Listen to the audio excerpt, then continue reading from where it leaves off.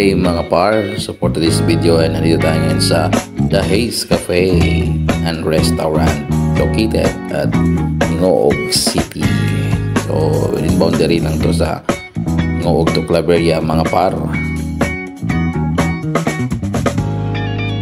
At tara na mga par, pasok tayo sa loob ng The Haze Cafe and Restaurant. At napakaganda pala sa loob dito mga par, at napaka-affordable ang kanilang mga pagkain dito at mga drinks nila dito mga par.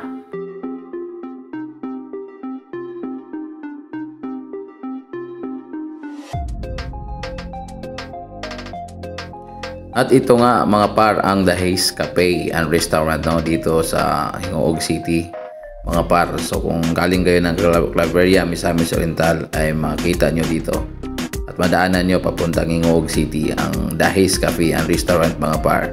Tara at silipin natin sa loob. At siyempre mga par, hindi tayo nagpapahuli ng mga photo ops dyan no mga par. Ayan, napapicture na rin tayo dito sa The Haze Cafe and Restaurant sa Ngoog City mga par. Ito yan, tuwag-tuwa tayo mga par no.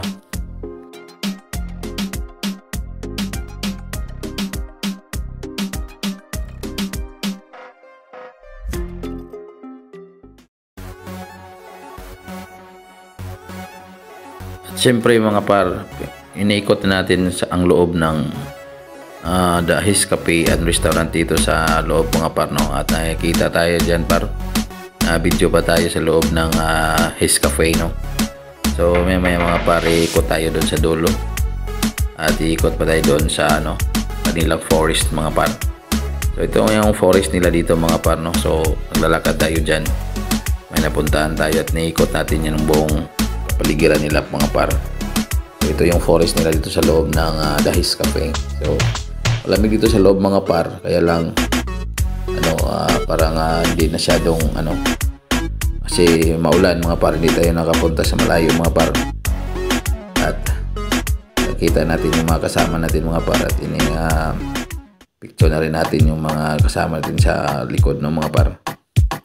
So dito mga par, punta tayo sa dulo at pakita ko sa inyo ang paligid dito sa The Haze Cafe. At ito yung mga cottage sila mga par, mga cottages na dito, at may mga function hall din sila dito mga par. Tara mga par at ikutin natin sa dulo.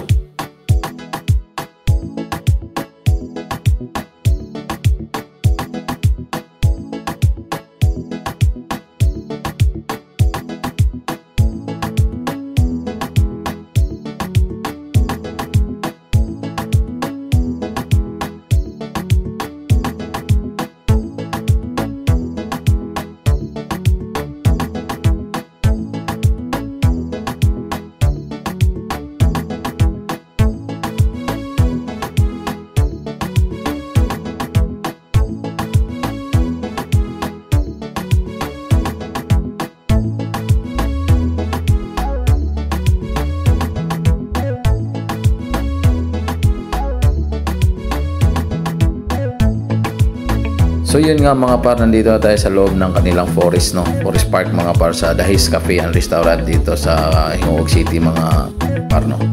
So